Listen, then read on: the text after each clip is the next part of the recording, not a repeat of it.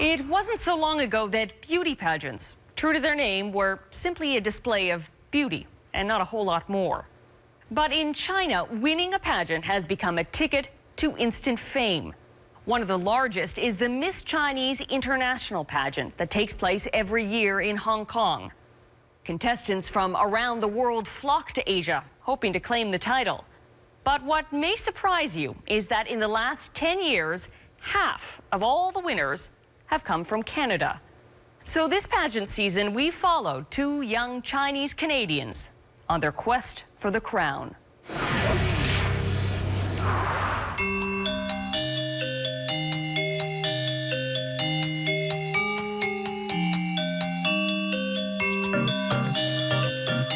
Every year, around the world, thousands of women stride stages like this one.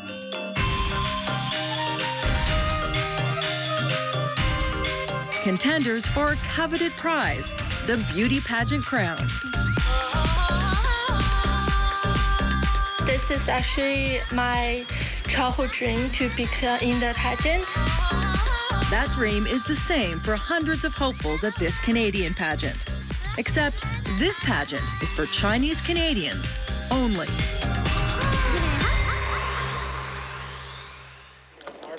Hundreds who audition are whittled down to a handful, chosen to compete in pageants in Toronto and Vancouver. Vivian Louis oversees the Vancouver pageant. The Vancouver pageant and also the Toronto pageant may be the biggest, Chinese pageant outside of Asia. Now, everyone change. 10 in each city who make the cut face months of training. You're still missing the con. Welcome to Pageant Boot Camp.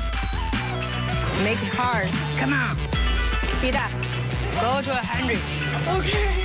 Group 1 standing by, please. It's a little bit intimidating in the first place, like just learning, because I've never had dance training. The pressure to perform well after 3 months of training. It wasn't so much I was worried about winning itself, it's just being on stage in front of a live audience. You don't get to fix your mistakes.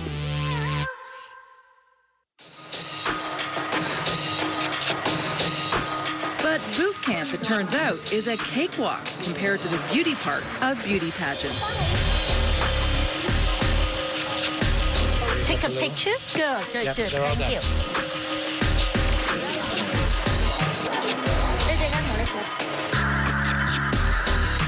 Every time they do my hair and makeup, I would feel like a mini superstar, to be honest.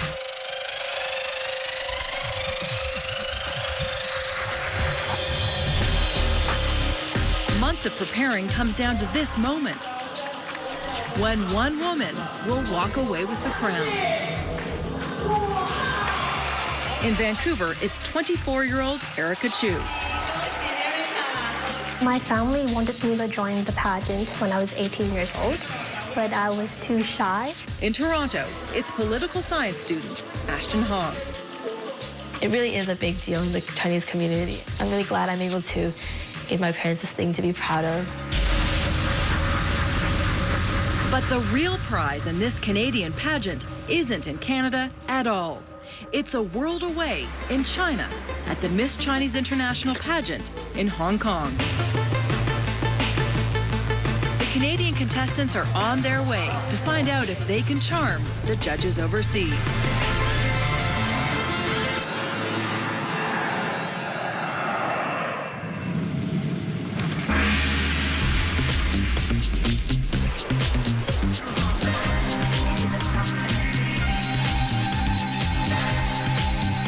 Welcome to Hong Kong.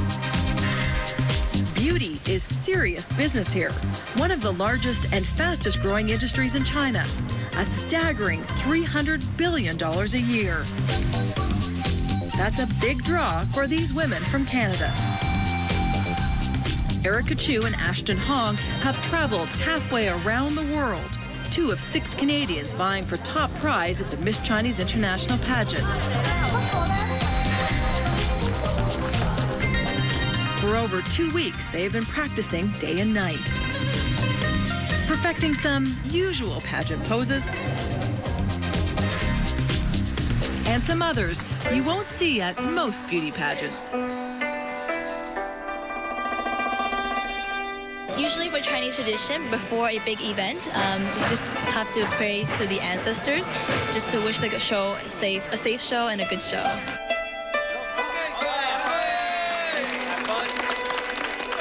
In pageant crazy China, even the ancestors get in on the act.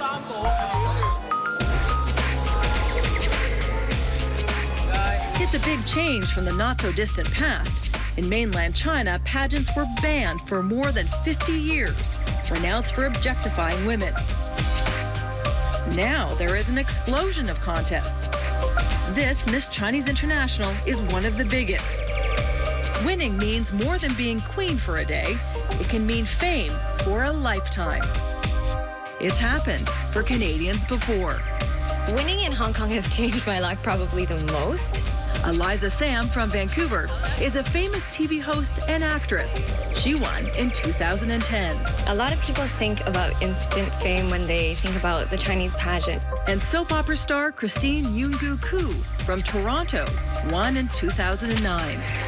When you walk on the street, people will come up and say hi to you and take photos with you, and that's a big change. Back at this year's pageant, these two Canadian contestants are hoping the same destiny will be theirs. And it turns out, Canadians have better than average odds of winning. Since the pageant started in the late 1980s, Canadians have gone on to win more than 40% of the time. But it won't be easy. 28 women from 10 countries around the world are hoping to win a crown that can lead to a recording contract, modeling, acting, hosting, all in a rapidly changing and growing China, where beauty and celebrity are bigger than ever before.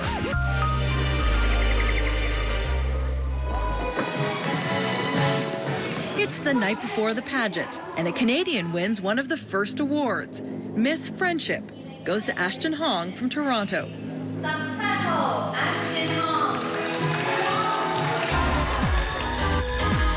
It's a promising start, but the real prize, the one they've traveled halfway around the world for, is tomorrow.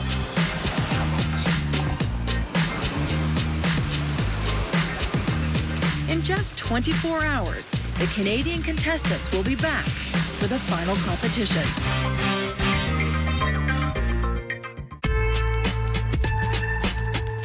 It's the big day, and nerves are showing. This is China. Tight controls are set, and nobody, absolutely nobody, is getting backstage. Our production people, they want all the girls to be shown in 100% pretty. That's why they not allow any media to come into the backstage.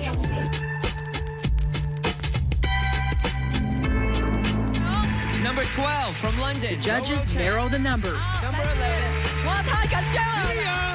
Number 7, Aliyah. For the first time in years, the Canadian hopefuls are shut out of the top 10. The coveted crown goes to Kelly Chung, an American from Chicago. It's a disappointing day for Canada.